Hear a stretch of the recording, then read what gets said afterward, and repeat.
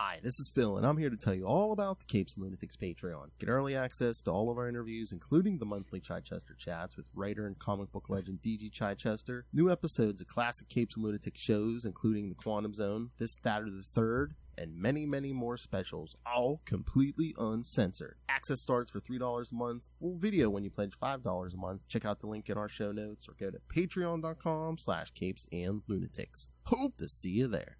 Our mullet brings all the fanboys to the yard. Alright.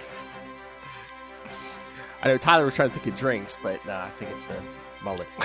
Yeah, milkshake mullet, mullet time Mondays, you know. That's right. Like Mullet making- Mondays. Yes, this doesn't go up on a Monday, but it's always recorded on a Monday usually. So yes, kids, welcome back to another episode of Electric Mullet, a Superman podcast. I am Phil. Joining me, as always, the Superman fan, Mr. Tyler Patrick. Hey, thank you. I'm glad to be here. And coming back once again, supporting his candidate. It is the president of the Silver Banshee fan club. It is. That's right. Justin the Elf returning to Metropolis, and Siobhan's got my vote for president for 2024. Remember, there's always worse. Absolutely. We had an interesting discussion the other night about we've had two live action Silver Banshees. Which one was better? I went with the one on Smallville. I liked it better than the one in Supergirl. Okay. Yeah. I'm trying to remember. I like the animated one too. Oh. Yeah. I have to go back and watch. That's hard for me to remember. It's been a while since I watched some Smallville. I have all the DVDs. I got to go back and watch some of that. Mm-hmm. Heck, I think. So how I'm trying to remember, how often was Silver Banshee on Supergirl? I mean, it was like the first couple seasons, right? Like I think like a 2-episode thing. It was the crossover with the Flash. Yeah, when she first met the Flash. Yeah. Oh. Mm-hmm. Yeah, I was gonna say I have to watch that too. Yep. That's always good. All right, so yes, we got two issues tonight. We got Adventures of Superman 445 and Superman number 23, which has brought the owl back. Brought me back into the fold. Raised the owl from the dead. That's right. All right, he likes them pale. All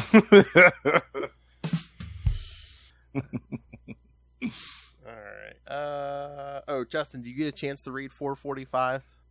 I attempted to climb Mount Malware. Yes. And my poor laptop was immediately assaulted with all manner of nonsense. So I said, you know what? The way that my luck's been lately, I think I'm just going to sit there and look pretty while they talk about Adventures of Superman. And it's probably pretty bad too, because like all the pop-ups are probably like, "Hey, Justin, you want to see some hot girls?" And it's just like, yeah, exactly. Ew, I'm like, no.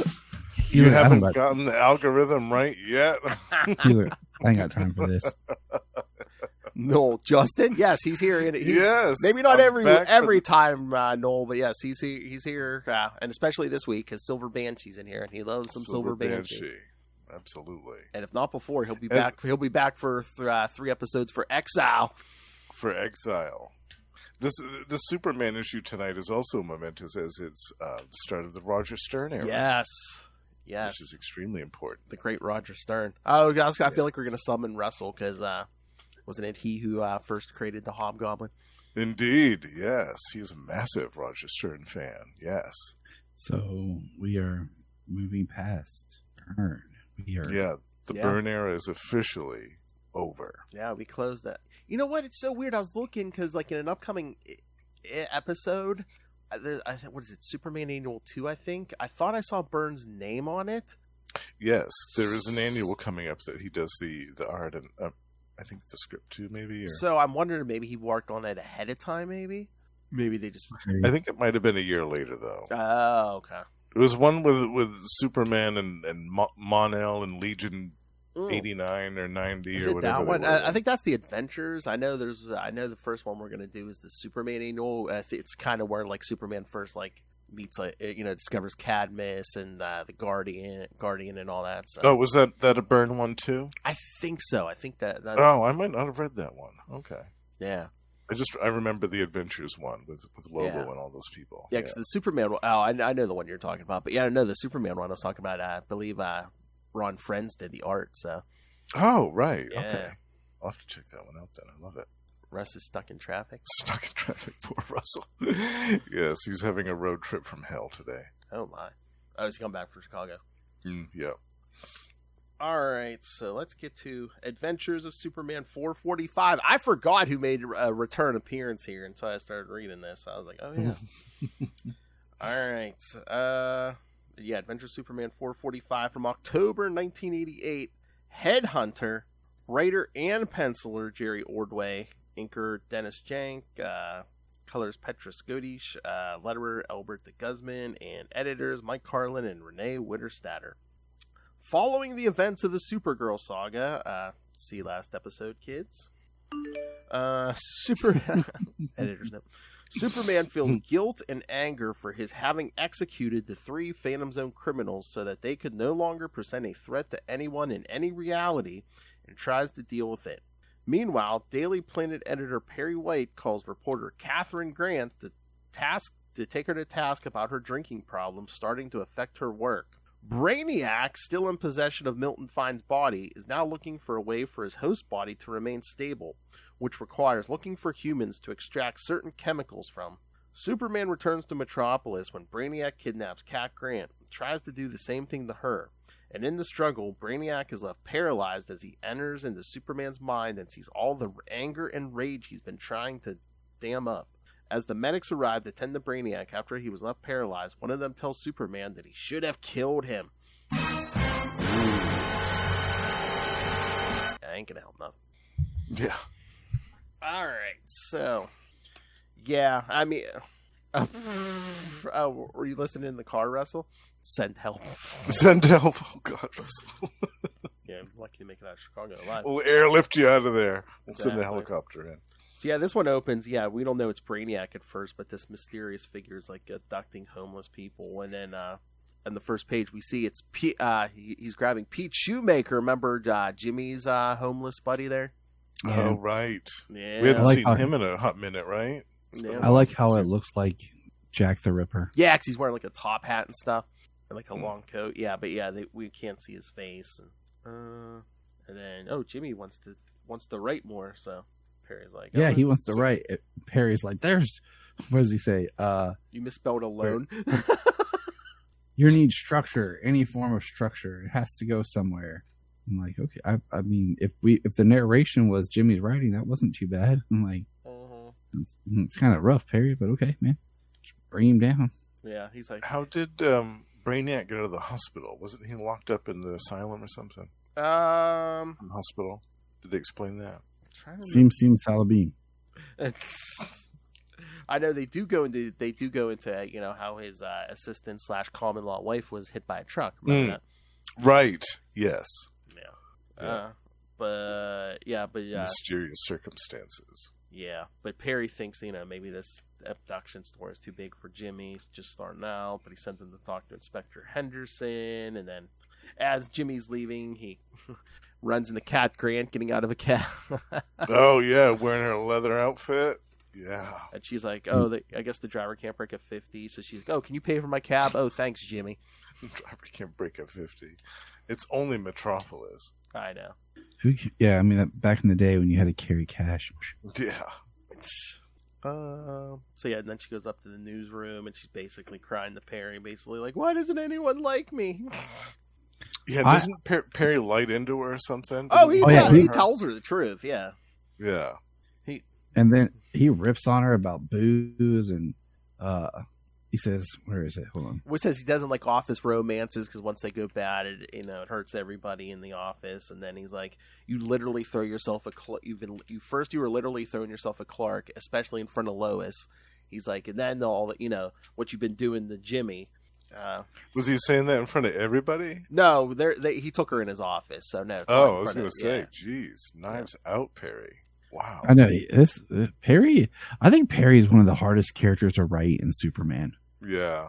Yeah. Because sometimes he comes out really good and like fatherly, then sometimes he comes out really like J. Jonah Jameson. Yeah, because you don't want much of that crap. Yeah, because they don't give you because they would never want to go full Jameson with Perry. So it's just but they try to like have little flourishes of Jameson in there. Yeah, I'm not a fan of that. But I like the classic Perry. You know, the like you were saying, the father figure, who you don't want to mess with. You don't want to get on his bad side. I mean, he rips Kat down. Like, she's crying. Like, he talks about being good for her son. Like, and we already know what she's been dealing with that. Well, he tells her, he's like, you got to deal with this drinking problem. He's like, I've seen too many good reporters go down the drain because of, drinking problems. That's legit. Yeah, that's legitimate. And he's like, you got to be there for your son and everything. And yeah. I love how he does. He doesn't say, "Oh, I like your column." He goes, "My wife reads your column. She likes it." Yeah, he's like, there's talent there, and don't prove Alice wrong. Exactly, because Kat's like, "Oh, why don't the others talk to me?" And he's like, "Well, this is the newsroom." He's like, "You're more like the gossip column." Yeah, right. She's like the gossip columnist. And he says, "You work in the features department." Yeah, features or whatever. Yeah. So she kind of like runs out crying. I like Kat. I think she got put on a roller coaster throughout the course of the series. And again, some of it might not have been quite necessary. And even when Byrne was here, I don't know if they knew what to do with her, because at first it was like, oh, Jimmy wanted to be with her so bad, and but then the minute she get drunk and returns his affection, he's like, I got a girlfriend. Because I was thinking about that yesterday as I was reading these. I was like, wait a minute, because he gives her the whole, oh, I'm with Lucy. But I'm like, since we started at Man of Steel, how often have we seen Jimmy with Lucy? Right. Never. I can't think of anything. I don't even remember Lucy other than the first issue where she's like blind. Yeah, in the Man of Steel miniseries. Yeah. Yeah. And I kind of like the Kat and Jimmy thing. Like, I think it's interesting, to explore. It's unexpected. Yeah, it's an unexpected pairing. Yeah. Yeah, and I think that's why I like it. It's like they could be this weird odd couple that works. Because we don't actually know how. I mean, what Jimmy's, we think 19, 20. They never actually said his age. We just know he can't drink yet. Something the mom said, it didn't hint that he was 19 or 20. Yeah. And they've never actually said what Kat's age is. So. Oh yeah, because even as she's asking Jimmy to pay for a cab, she's like, "Oh, I'll buy you a drink later." He's like, "I'm not old enough." He's like, "Never mind." Never mind. Yeah, dude, just let it go, man. Just be like, all right, Kat. I always assumed that Kat was in her late 20s. Yeah, mid to late 20s. Isn't everybody in comics just stuck at being 30 something? Oh yeah, 29. So right on the threshold. Yeah, that's the depressing day in your life when you realize, oh, I've aged and now I'm older than these characters I've been reading for how long? Yeah. Yeah. Sad day. Happens to us all. Exactly. Yes. Or when they cast the new Superman, it's the first time that he's significantly younger than you. And you're like, oh yeah, so old enough to be your kid. It's like, all right. Wow. You're like, I'm getting there. Mm-hmm. Yeah. The best line though is, when Perry starts talking to Kat, and then she turns to walk out, and she goes, "I'll get back to work." If he said, "No, you asked for my opinion, and by gum, you'll hear me out." using the frank language. By gum, you'll hear. By gum, milksop. Mm-hmm. So yeah, like I said, then Jimmy's talking to Inspector Henderson about the disappearances. Pete. Just nice, Inspector Henderson, and he drops Maggie Sawyer's name. Oh yeah, because Jimmy's like, "Do you run any of this past Maggie Sawyer?" And he's like, "No, I don't get along. We don't get along very well. Why? You got any inspiration?" And Jimmy's like, "No, I thought she might have some." Then Henderson tells him to stay out of trouble. I wonder how long this story arc went on for. I don't remember. Well, Brainiac gets defeated at the end of this issue, but spoilers, he eventually, not too long from now, falls into the hands of Lex. Isn't it right after this? I think, yeah, it's not too much longer after this, yeah. Yeah, I thought it was a few consecutive issues in a row, this story. But then we see the shadowy figure complaining about the headaches and their back, and they're worse than ever, and complaining about the puny body, and then, yes, they reveal it is Brainiac. Yep. This weird Milton Fine Brainiac thing, with his top knot. Yeah. Yes. I'm just like, this character is whack. Yeah. Yeah, but again, when he killed what's-her-face, Milton Fine's girlfriend, Vril Jock said, yeah, that was basically all I needed, It got him, I was able to take over his body completely, so. But now the body's breaking down, so he has to figure out a way to keep this puny body, from succumbing to his superior intellect. So that's why he's been draining spinal fluid from, homeless people with syringes, trying to come up with some concoction to keep the body alive. That's promising. Yeah, but then as he walks out, he starts laughing and says, that's not working, so I will have their entire brains. Ha ha ha. Yeah, that's not healthy. Yes. Tastes like chicken. Oh. Yeah, it looks like after this is Gangbuster. I was wrong. Gangbuster for a bit and then Invasion. Yeah. Gangbuster 2. Gangbuster number 2. Correct, yes. Can't wait for that reveal. But, speaking of, then the next scene is Jose and Jerry talking, and basically Jerry telling him, not to feel sorry for himself, and Jose's basically just like, Lois just is interested in me out of pity, and he's like, no, she's not. She's not like that, and Jose's like, all the more reason why she shouldn't be with me and stuff. And then he gets a call about, somebody gives Jose a call and says, hey, we're working on this, microchips and stuff for like spinal injuries, and he's like, yeah, he's all excited and interesting. And it's we found out it's a Lex set up. Oh yeah, it had to be Lex. Oh yeah, it's worse. It had to be Lex because the lady's talking and all you see is Lex is sitting there. Yeah, twiddling his thumbs. Excellent. He says. I do like that one panel when Lois is like walking up to Jose's building, and those punks she like trashed the last time. They're like, here she comes. They start running away. Run, Eugene! It's that reporter who put Jim in traction. Oh, I love it. And then she says, I hope you haven't been hassling any more old women. And they're like, no. Elsa's been going for days. Nobody's seen her. Which I... Don't kill us, please. Exactly. They're afraid of her now. All right, so page 11, we finally get to Superman. Yeah, he's just brooding in the dark. Who's still sitting in like his childhood bedroom. I assume that's his childhood bedroom. Just quiet, not saying a word. Because he talks about having to absorb it and go like feel it, be in Smallville, and Mom and Pa are talking and saying, it's bad because he usually comes to us with all his problems, and he don't want to talk about it. He says, I have to be alone to see if I can still live with myself with what I've done. I mean, I get it, but at the same time, like the way you did it, that's the problem I got. But like, I don't. Yeah. Anyways, what with the kryptonite? Found a better. Yeah, the way all that worked, we talked about that. I'm not gonna go back into that now, but I think it would have been worse if he actually would have like used his own bare hands or something. It would have been worse for his mind, at least. Oh yeah, then we see Jimmy talking to Maggie Sawyer, and they're talking about Milton Fine. Yes, was shipped off to the Psycho Ward at Bellevue for observation. And then then the doctor shows up. He was basically telling them, now that his girlfriend Janet was common law wife was killed, basically the darker persona took over. Ooh, the dark half. It's my belief that Milton Fine could not have killed those derelicts, but this Brainiac could have. I love when he says that. Maggie's like, I'm almost more inclined to believe the story about it's an alien. This psycho mumbo jumbo. I'd rather believe in aliens. And then we got Kat at the bar drinking herself. Yes. Basically complaining to the bartender. Drinking isn't a problem. It's a solution. It helps me to identify what's really wrong in my life. Yikes.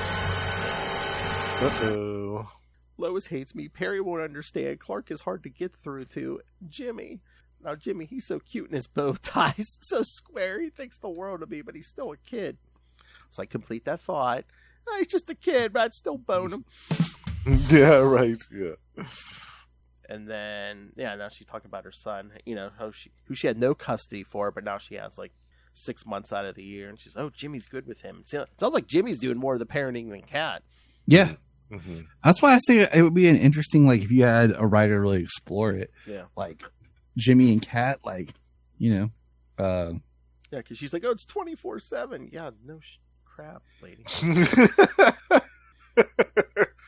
So I think it'll be cool. Like, I don't know. I like that. If I ever get to write it, I'm bringing it back. And then she's just like, "Oh, Clark has always stood me up a bunch of times, but never Jimmy." I mean, she said be here at 6. Like, in a very passing kind of like, hey, be there at 6. Yeah, he never like, agreed to it. She was just like, "Yeah, meet me at the bar at 6." I mean, the guy could be, I don't know, busy. So Kat's walking out of the bar all drunk, and the bartender's basically saying, "Hey, let me call you a cab." But then she wanders into Brainiac trying to kidnap another derelict. She don't need no cab.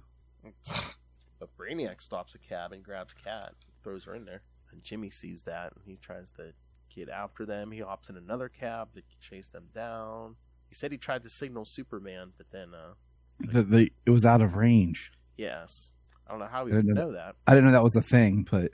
Well, remember they said if Superman was like on the other side of the world, it might take a while at the speed of sound for that signal to get to him. Jimmy doesn't even know where Superman is because no one's seen him since he went in, into that pocket universe. I'm assuming Jimmy's just assuming that Superman's out of range. I guess. Yeah, but then Brainiac catches him, but we do see Clark is back in Metropolis. Yep, Clark, and he fights Brainiac and. Well, first he thinks the signal from Jimmy's watch is like overpowering, and he crashes into that chimney. But then that felt weird. Yeah, but he does get to Brainiac, and Brainiac's basically just like he used his mental powers to make Superman think the signal was overwhelming. So he starts blasting Superman, saying, "Yeah, what, you forgot how powerful my mental powers were?" But yes, Brainiac's trying to get into Superman's mind, and he's like, "No, you're hiding something." He's like, "Let me in. Why do you continue to fight me? What are you denying?" And then, Superman's just like, "You want it? Here's my anger." It's like, "Here's my anger." Mm-hmm. He's like, "You want it?" I don't need looking here. I can see the fear on your face, the dawning realization, the kind of control it takes to rein in as Superman's bad side. I like the last line in this thing. Because Jimmy gets Kat out, the cops are there, then the building blows up, and they're like, wait. And Superman walks out with Brainiac. The line right here. I mean, he shouldn't have killed him. That'll state. Wait, where is it? You're out of your mind. Wait, where is it? It's right here. Easy up, pal. Superman's no killer. I mean, like, Superman just sits there and kind of like... Yeah, Superman's really quiet on that last page. Mm-hmm. There's something's going on. Yeah, well, first the paramedic's like, "You could have killed him," and the guy's like, Superman's even like, "What?" And the other paramedic's like, "Seize up, Superman's no killer." He's like, "That's not what I meant. I meant he should have killed him. The state will patch this bum up, some lawyer will spring him, and bam, more innocent people get hurt. We're right back where we started." And Superman's just standing there staring, so. Oh, and look, next, the return of Gangbuster. Interesting. Gangbuster 2. Yes, they do Gangbuster. Put those anvils on your head, kids. All right, so yes, thoughts on these events. Some of the artwork in this is really kind of weird. Like some of the way they facial expressions of Superman and stuff. Yeah, and And I really can't take the whatever that hairstyle is for Milton Fine. Oh, that top knot is messed up. It's getting to me. Although I'm trying to remember, does he completely lose his hair? I'm trying to remember as Brainiac takes more control. Is he losing hair? I think so. Yeah. So it all goes eventually. He can't go bald. That would be a Lex thing. He can't do that. Not completely. Yeah. Lex has a patent on that. Yeah. The dude can create himself an artificial hand, but he can't grow hair. Yeah. But yeah, I mean, I was reading this and I was thinking, okay, since the whole killing the Kryptonian criminals was like the last Byrne story, pretty much. If Byrne had continued, would he have had Superman really mulling over these events, or would he have had Superman just move past it? Is it like Roger Stern and like Jerry Ordway who are just like, no, he needs to sit with this. That's a big thing, especially for Superman. He can't just move past that. That makes sense. Especially for Superman to be like, no, he can't just like casually dismiss that, Yeah. Like a Punisher or something. No, he's right. That's really gonna eat at him. It's gonna be a crisis of conscience. Exactly. Mm-hmm. Yeah. All right. So, should we get to the second issue? Yes. All right. Let me do some credits. Featuring my girl Siobhan McDougal. Get to that long synopsis here. All right. Superman Volume 2, number 23 from November 1988. Curse of the Banshee. New writer Roger Stern. Penciler Mike Mignola. Inker P. Craig Russell. Colors Petra Skodish. Letterer John Costanza. And editors Mike Carlin and Renee Witterstatter. All right. Sit back, his long synopsis here. The origin of the Silver Banshee is revealed. Oh, nice. Yeah. Yes. So that tells you a lot. Yes. I can't believe... that it does happen in this issue. Does happen, so at least that's accurate. That's accurate. But I can't believe they left out what happened, who shows up in those first couple pages. Batman. Oh, I know. My favorite character. Yeah. I gotta say, I was not overly thrilled with this artwork. Really? Oh, I'm quite the opposite. I love it. Yeah. Mike Mignola and P. Craig Russell, I think, are a dream combination. And I thought that they were great for this story, considering that it was mystical in nature. I like Mignola on some things, but it's kind of my same issue I have with John Romano Jr., Mm-hmm. where I like when he does his own stuff, but like when he tackles like known characters, I don't always like the way he does it. That's like certain characters, like Ramita Jr. I like when he does like Spider-Man and Daredevil, but like I'm not as crazy about his Superman. I don't know if it's like the bigger characters like Superman or like his time on Thor. I was like, it's Thor, okay, but I didn't like him on Superman, but like I like his art in Kick-Ass.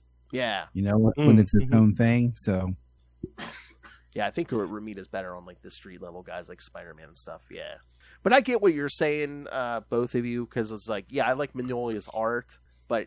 Yeah, I mean, you mentioned his name. Superman isn't the first thing that springs to mind for me. Right, exactly. Yeah, it's such a strange comment. You'd think it would be more for like a Batman story. Yeah. I mean, it does work here because it is like kind of a darker story, like a supernatural story. But yeah, you're right. Like for like a more darker Batman or something like that. Yeah. Although for page 1, Clark's walking into his apartment. Batman standing there. Come in. Right there. The door behind you. Yeah. Having said that, though, I don't think that Mike Mignola would have made a good regular artist for Superman at all. But I think for this story, for this issue, for this particular one, as a fill-in, it's good. Well, the new regular artist takes over next time, so I think this was a fill-in just because, Byrne's gone. We need someone to do, issue 23. Right. I think it was Kerry Gamble that took over after this, right? Next issue, yep. Yeah. And I love his stuff, too. With the return of Rampage. That's right. Yeah. But see, Batman brings him Clark this book. I love how he's like, "This is why I'm here. It seems that books keep bringing us together." Oh yes. First it was that scrapbook. Now it's this one. Yeah. I love how Clark was like, "What are you doing here?" If anyone had seen you, he's like, "No. I'm careful about my comings and goings." Yeah. But yeah, I mean, this very old book supposedly it has scenes of Superman's battle with Silver Banshee before, and now there's a page of Batman handing Superman the book, and it's it seems to be writing its own pages. Yeah, I love how transpire. I love how Clark's like, "What are you trying to pull? Only you could have, no one else knew about this." And Batman's like, "This page wasn't here before. This got to be some kind of a trick." Yeah, he's like, "It has to be supernatural." He's like, "I'd handle it very carefully." Then he swings on. And by this time, he knows that like mystical stuff, supernatural stuff is not good for him. Oh no! Yeah, he said even the Batman sounded afraid. Not a good sign. So, and then he's like, "Uh-oh, there's another new last page," and it's Lois and Jimmy as they're on their way to the Castle Rowan, the ancestral home of Clan McDougal. And Seamus and Bevan are waiting for them. Bevan, you great lout! You great lout! Some of the reading the dialogue sometimes can be trippy. Yeah, Bevan's like bigger than Superman. Yeah, he's huge. Even in his first appearance, that Superman issue, he was massive. And after having reread that a couple months ago on the show, I felt like that issue was kind of a letdown, her second appearance, because after Bevan shows up, it's just a bunch of dialogue. They just stand around talking, and nothing really ever happens. And it felt really anticlimactic in that second appearance. It's like, what are you doing here? Why are you doing this? I don't know. I'm not telling you. No. I don't know. I'm not telling you. Bye. And then we get to this, and I was happy that they readdressed this story so quickly after that other one, because it left too many hanging questions unanswered. And I do like his Superman's flying there, thinking, boy, you think after all the after all the time Jimmy's mother's been giving him about assignments, that she let him go here after that whole thing in the Middle East. The Middle East. Well, I don't know if Ireland was more safe than the Middle East at that point, because that might have been the time of all the bombings and stuff, with the IRA and all that. But then, Superman's flying, the book in a bag, but then he gets hit by lightning. The lightning, yeah. And my app is being weird. What, the DC app? Yeah. Yeah, it does that to me sometimes too. Like, I'll go search for something and it'll just shut down for me. I'm like, what the hell? Like, I got a page up and then I go next and it just goes back to 0 and it's completely blank. Do it better. Yeah. Come on, DC. Come on. Come on, Warner. DC Limited. Make the app better, and then come on, put those Adventures of Superman issues on there. Come on. Yeah, why are they missing? Why? I know, right? There's no excuses. So Superman gets struck by lightning. Then that whirlpool opens, and Silver Banshee. There she is. So give me the book. Yep, she's not messing around this time. And she has a significant power increase from her last appearance as well. Oh, yeah.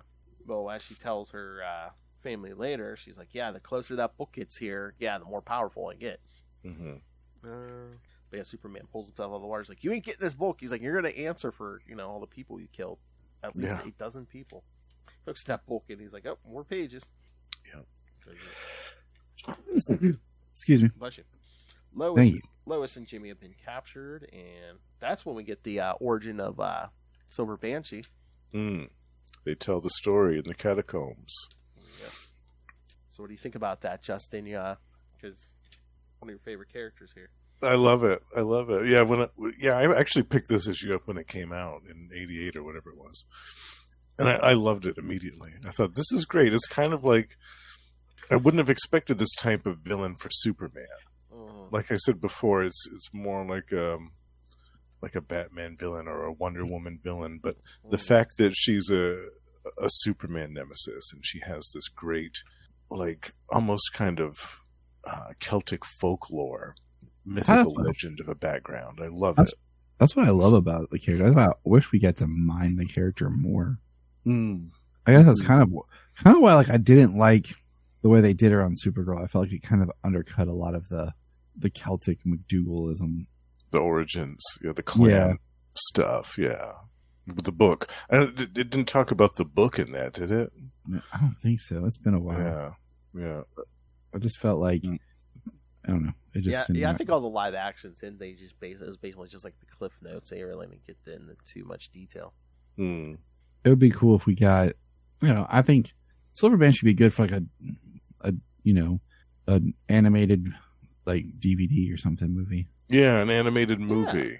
Definitely. That's what I always say about all these characters. It's like, it's great that you hit the highlights, like Death of Superman and stuff like that, but it's like, there's so many, like, stories, that would be good, just, maybe introduce a lot of people to some of these stories they may not know, like the Silver Banshee stuff. Yeah. Or the Superman in Exile. Yeah. Going to Warworld and fighting Mongol. I mean, that would make a tremendous animated film. That would have been a nice, like, build up to Death of Superman and stuff, and return, and the reign of the Supermen, because then you could explain if he shows up with Cyborg Superman. It's like, well, this is why this is why Mongol's got a mat on for Superman. Yeah. Right. But I like Silver. I like Mystic. It's like some mystical foes for Superman, supernatural. Because again, it's another weakness to give him. That's not kryptonite. Definitely. Yeah, and that was another appeal for the character for me as well. Like her, Skyhook. Like, you love your Skyhook. Love Skyhook. Yeah, these kind of horror mystical characters that aren't really obvious foes for Superman just really get me. I love it. Oh yeah, Skyhook's coming back too. I think it's like right after Exile. Yeah. Yep. We get the origin of Skyhook in that one. Yeah. So I wonder, I mean, everything seems to fit here with the Silver Banshee story, so I wonder, I guess this was Byrne's original idea for Silver Banshee, because unless Roger Stern had to fill in some blanks, but from the clues he left, everything seems to fit. It does, yeah. Yeah, I wonder if he must have left some type of notes. Or he's just nice enough. Roger Stern was like, what was your idea for Silver Banshee? Yeah. Makes you wonder. Yeah, because like back in this day, I don't think you could work for Marvel and DC at the same time. Right. Now, if you can keep up, they'll let you work for 20 companies at the same time. They don't care. Yeah. Yeah, it was a lot more, the contracts were a lot more exclusive back then. Oh, yeah. And I think in the 90s, too, yeah, they kept that going. That's why all you had to do is come up with a good character, tweak it for one company, then go join the other company, and do the same character, just change it just a little bit. It worked for Jack Kirby. I was going to say, that's what I was about to say. You mean Jack Kirby, like the New Gods and the Eternals? Yeah. Right. He's like, hey, you like Darkseid? I'll give you Thanos. Yeah. Right. Yeah. Although he didn't even come up with Thanos. No, that was but Starlin. Yeah. Oh, yeah, Starlin. Yeah.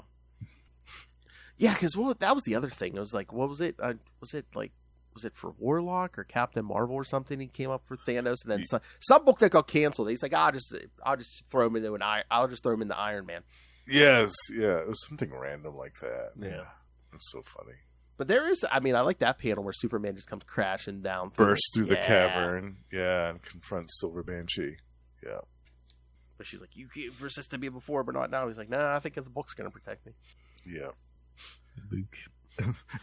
Bevan takes that big axe and slices Superman right in the arm with it. Yeah, Superman's bleeding. You muscle-bound fool, he says.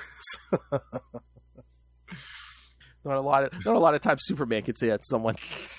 Yeah. But he was actually hurt there. Yeah, he's bleeding. It's not often that somebody swipes at him with an axe and it actually does anything to him. Exactly. But he frees Lois and Jimmy, and then Silver Banshees basically they're fighting. Dang. DC Infinite does not want to be a friend tonight. Oh, it's fighting me too. Yeah.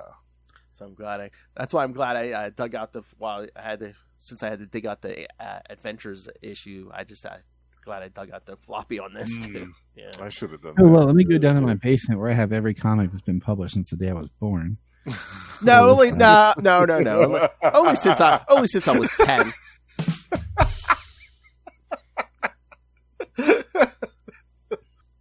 Yeah, only that. No big deal. Hey, I need Danielle off screen. Just kind of, he does. Yeah. Oh, it's been years, but I've seen your basement. And you're lucky you got out alive. I know. Yeah, I'd still be down there reading stuff like, Phil, will you bring me some pizza? I love it. So, Silver Banshee, but I need the book to be free of the curse. You don't know what I've been through. And she's like, you're wrong. He's like, you're wrong. I know all too well. I love that panel where she's hurling herself at him through the air. Mm-hmm. It's fantastic. And then, do we ever give her a name, or is it just the crone? I think it's just the crone, yeah. I don't know if she... What page are we on? I got my thing to work now. Well, if we get when the old lady shows up, that's page 19, but... Yep.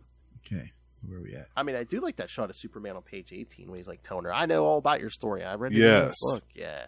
I love the pages of the book, too, in the background. Yeah. I do like that. Those are really great. They almost look like tarot cards. Yep, cool. They do. It's really cool. And then the crone appears. Yeah. Okay. And dissolves the book into dust in Siobhan's very grasp. Because basically the whole thing was like, Siobhan was supposed to prove that, she was worthy after all these generations, more worthy than the rest of her ancestors, and she wasn't, so. Mm-hmm. Yep. So the old woman basically just disintegrates the book. Oh, yeah, Siobhan was the 1,000th firstborn McDougal. Because that was the other problem, and the rest of the family was like, no, it has to be the firstborn son. She's like, no, it doesn't say that. Yeah. Yep. So then, I like how the crone and Superman have a little bit of a debate, too. Yeah. She's like, by what right do you, alien, And he's like, don't give me that. I'm Kryptonian by ancestry, but I was born and raised upon the Earth. This is my world. I love that. Oh, but then she threw out that line too. She's like, you are even capable of killing. Yes, we see it in your soul. Still, there's much good in you. Yeah, so. Yeah. We are It's getting his face rubbed in that again. She goes, that will come in time. If you do not fall, guard well against mortal vices, Superman, and remember that no matter how powerful you become, a greater power there will always be. And the whole castle pretty much it just explodes. Explodes. Lois and Jimmy are running into the boat. Yeah, that escalated quickly. Oops, exactly. Get out of there. And then I guess later they fish Superman out of the water. Yeah. And then Silver Banshee is gone. Yeah, Superman's arm is healed, of course. Yeah. And the crone appears in the clouds. The Clan McDougal is with us, Superman. An ages-old pact has been sealed. No more will we deal with the mortal world. You have more than enough to fear within yourselves. And then, yes, Lois asks him, what was that all about? And she's like, once again, Superman ended an issue very quiet. Yes, solemn and stoic. Mm-hmm. I mean, I'm trying to remember. Yeah. I know Silver Banshee returns eventually, but it's a while, isn't it? It's a while. It's years. It is I think. a while. Yeah. Mm-hmm. I'm trying to remember. Yep. Does she even? I think she. Wait, does she show up? I think she shows up before Death of Superman, right? I think there's one more appearance before that. Okay. But I can't remember where it is. But yeah, it's not. I feel like it might be the Blaze Satanus War. Maybe. Oh, maybe. Yeah. I think so. Yeah, that might be it. I think, or right around there. Yeah. Yeah. I think you're right. That would make sense. All right, so thoughts on this one? Well, we know Justin liked it. I like it. Oh, yeah, I like it too. It was good. I mean, they're both good issues. And again, the two issues, it's good. I mean, Superman battling these foes who can hurt him, but again, one's an alien and one's mystical. So, yeah, we kind of got a little bit of both. Yeah. His greatest foils, yeah. Mm-hmm. Yeah. And both issues, but especially that first one kind of, mentioning that what happened last time. Mm-hmm. Yeah, which is also good. Keeping that going. See, I do like it that in the Adventures issue, they didn't spoil the Brainiac surprise on the cover. That was nice. Yeah. It is nice when they, that's smart. Don't ruin the surprise, or when they don't tell you about the book coming 3 months before it drops and gives everything away. Yeah, like today, yeah. And then you're like, oh yeah, I thought this book already came out. Oh. That's what I said. I don't think comics have not been the industry hasn't been able to keep a secret since 1997 when Thunderbolts first came out. That is the last big secret I thought they kept. Yeah. What? They're really the Master of Zemo and the Masters of Evil? What? Well, plus now with the internet, I mean, stuff is spoiled within a heartbeat. I mean, people are uploading comic books that just came out yesterday on Facebook. Hell, I think I just saw a spoiler for a DC comic that comes out tomorrow. I'm like, what the hell? Right, yeah. I've been seeing all kinds of stuff for that the blood hunt for Marvel, like stuff that just came out like literally last week. People are putting that up on Facebook. I think I saw a big spoiler for Batman this week. Batman, my favorite character. What's happening over there? Well, spoilers, kids, so tune out if you don't want a spoiler. According to the internet, it looks like we may, and of course these things always last, but it looks like we may be trying to kill Jason Todd again. Okay, yeah, that worked so well the first time. I mean, it stuck for a while. It stuck for a while last time, but yeah, it ain't gonna stick this time. For any amount of time, maybe a year. Nobody stays dead, or nothing has lasting impacts anymore. The comic book deaths are so played out. Although Alfred's still dead, we need Alfred back. That's what I want to say. Alfred's been dead for a while. We need him back. Come on. Yeah. But how long has it been? What, a couple of years? It was before Future State. I know that. It was during Tom King's Batman run. Now, God, that was a few years ago. Was that pre-COVID? That might have been pre-COVID. It was either right. Was that? God, that could have been 2018 or 2019. Could it? Let's Google something. That's right, kids. What is the sound? What is the sound of Googling? Yeah, and Marvel did that recently, too, where they just killed off a character, but then within the same week, they announced that she was going to be in a future book. Future team book. Miss Marvel. It was 2019 during the City of Bane storyline.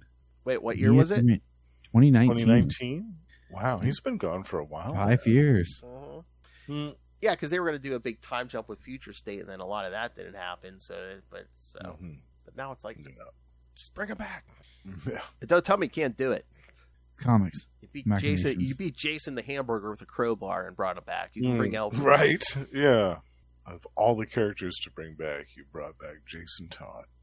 After everyone voted and said kill him. Yeah.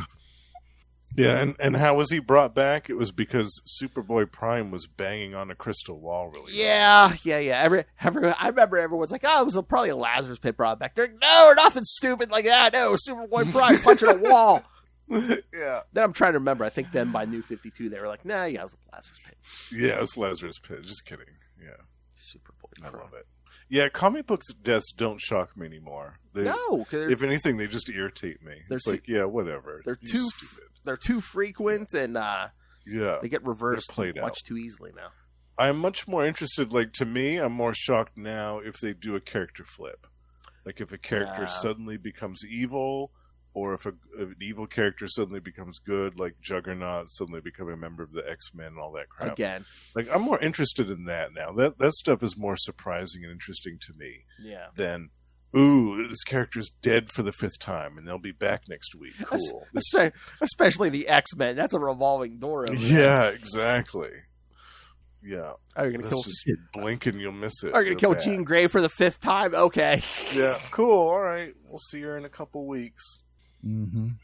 Yeah. So I like it when they do something more unexpected these days. The comic book character deaths, I'm just so bored and irritated by. Whenever they say that, oh, the shocking death of so-and-so, I'm like, yeah, whatever. Well, that's the other thing. Usually when they killed somebody, they kept them dead for a few years, back in the day. I think they really saw, again, Death of Superman. They were just like, oh, hey, we can cash this in. Yeah. I still remember when that got announced, and oh my lord, like I said, I was sitting there watching TV, the news was on, and had some black woman on there talking. She's like, why are they killing Superman? My babies love Superman. And I'm just like, he's gonna be back. I'm like, I don't know why people are pretending he's not coming back. My babies love Superman. And seriously, that was the line. I love it. Stuck with me that whole time. That's great. Although maybe it was to the whole Jason Todd thing, because again, they killed Jason Todd in '88, and they didn't bring him back right away. So that's true. That was a good 15, almost 20 years, I think. Right? Yeah. It was around the same time they brought Bucky back. Mm-hmm. And Norman Osborn. Yeah. Oh God. Oh no, Norman was back way before those two. Yeah. Patterns. How do we wrap up the Clone Saga? Yeah. Norman Osborn. He only spent a few years in hell for throwing that blonde off a bridge. Only a few. Only a few. That's right. Then Mephisto was like, "Get out of here, you rascal!" Nah. Hold on. We said Norman Osborn. My fetish is to get touched by a white man with cornrows. Thank you, Nolte. All right. Anything else, gentlemen? Nah, that's good. Yes, this is a good episode. We had good issues, and we had some good comic talk here. Yes, some good wondering questions. Indeed. Should Cat and Jimmy be a thing? That's my big thing. Should they have been a thing? I think that they should, at least for a little while, explore the relationship. Should Batman stop making one-off Robins and all these Elseworlds tales? So like 50,000 Robins. Yes. Oh, good. Yes, he should. A legion of Robins. Oh yeah. I mentioned it to you, Justin, didn't I? Yeah, Tyler, did you see we're getting a Gotham by Gaslight sequel here in a few months? Yeah. Yeah. I'm going to read it. I mean, why not? I'm glad they're bringing back Elseworlds, but that's kind of weird. I'm just like, yeah, it's been how many my decades? Thing is, like, Elseworlds, weren't that like what they were doing there for with like the Black Label or the Earth 1 series? They were pretty much Elseworlds books, you know? Yeah. Mm-hmm. Yeah. But I guess non-canon books. Like, I wonder if they're just going back to the Elseworlds model. Again, those were pretty much just one and done, so we recently read and reviewed Superman Lost. And like, it's not exactly in canon, but it kind of is. But I was like, man, it would have been such a better story if they had made it a like Elseworlds tale or a Black Label book, because they kind of set up for this really good emotional journey, and and then they kind of at the end kind of undo it in a way. I don't want to. I think just because of the timey-wimey nature, it can't be canon. Although, it could be, but it's just. Didn't they go back and do a sequel to Red Sun? Didn't they do some more with that stuff? The Red Sun story, where he was landed in Russia. I know during Convergence, Red Sun showed up. I'm trying to remember. Oh. I think the characters showed up here and there, but I don't know if they've done like an official sequel to it. Oh, Convergence tried to say hi to everybody. What? Convergence tried to say hi to everybody. Oh yeah. Yeah. Well, yes. I mean, I'll forgive a lot of Convergence just because it brought back Clark and Lois's marriage. Mm-hmm. Yeah, that whole machinations, like that's the one thing about like reading some of this stuff. Oh, and then like towards the end of New 52 and the beginning of Rebirth, where we kind of had to it's like, oh, the real Superman's back, but nobody remembers them. It's like, oh, now we got to get Mixie in here to like combine the two, and it's like, oh yes, yeah. Mm-hmm. What in the name of Heroes Reborn have you done? God. Ugh. All right, so next time, yes, we're going to cover the next two, Adventures of Superman 446 with Gangbuster on the cover, and Superman 24, The Return of Rampage. So send us your thoughts, including you, Justin. If you're not going to be here, you can send thoughts. I may send in my thoughts for the Rampage issue. Yeah. I really like that. That one's on the app. Yes. All right. So, yes, send us your thoughts. Email us, CapesandLunatics@gmail.com, or call the voicemail 614-382-2737. That's 614-38-CAPES. And remember, you can find all things Capes and Lunatics, episodes, social media, merchandise. Get your brand new Capes and Lunatics merch. Get the new stuff. New logos, yes. And the classic stuff is on there. And, of course, again, if you want to be very generous, just rain random money on us through that Cash App link. Make it rain. Again, Lil gives us the backhand if we're not dancing on that metaphorical pole. So, yes, please send us money through the Cash App link. She looks like she was just working a stripper pole down at Divas. And, of course, the Patreon, where, again, you get something different and exclusive every month. So join the Patreon elites like the president of the Silver Banshee fan club down there. Yes, join me in the Patreon elite. You get all the perks, all the bonus episodes, all the uncensored Lilith Hellfire you could possibly want. The dangerously sober Lilith Hellfire this year. Yeah. So find it all in one place. That's tubespace.io/Capes and Lunatics Podcast Network. It's tubespace.io/Capes and Lunatics Podcast Network. More vicious and brutal than ever. All right. Now, Mr. Tyler Patrick, if people want to hear you talk more Superman, where can they hear that? On the Krypton Report, where we talk all things Superman and DC. And for all those listening live right now, just know that next week at 8 p.m. Eastern Time, we are doing Superman Trivia live on our socials. So that could be a fun time to come on and join us for that. So, but yeah, just look for Krypton Report everywhere. I'm tired of knowing everything. Well, he's doing trivia. So is that like all genres, like live action, comics, animation, all of it? Cool. Yeah, which is the first time we're doing this, so we'll see how it goes. Nice. Trying to organize it and figure out the best way to do it, so it's gonna be kind of fun. So it's kind of hard to find good Superman trivia, the ones where it's not like, duh, we already know all this, man. So if you come into the chat room, be respectful, because James Cole's gonna be bouncer at the door. So yeah, he'll clock you. Don't worry. He'll go back in time and clock your dad. All right, now for the king of podcasting, Mr. Justin the Owl. Again, you can hear him sometimes here, but you can always hear him, at least once a month on We Are the Night, the Batman podcast. Talking Azrael, but sometimes he'll show for Killer Moth, another one of his favorites. Yes. And again, over on Capes and Lunatics, you can hear him also once a month on Energon Universe, where him, and that Hillbilly Wrestle talk all the new Transformers and G.I. Joe content at Image. I can hear him once a month, and it may turn into more when we do more X-Men Classics, where we talk new X-Men. Runaway success, X-Men Classics. The Extinction Agenda Part 1, yeah. We haven't even done Part 2 yet. It's very popular on YouTube. And, of course, every week our Marvel Tales, where we cover something different from Marvel. Oh yeah, and then in August we're gonna get to Atlantis Attacks. Yes, the epic begins. All those. I'm excited. All those annuals. Yeah, all right. So where else can people hear you, Justin? Because that's not all. That's right. You can also find me at 3 other shows a month. One of them is Gamma Charge, the strongest Marvel podcast there is. Stay alive. In which Russell and I discuss the Incredible Hulk and the Sensational She-Hulk every month. We also have a Patreon page, so do check that out.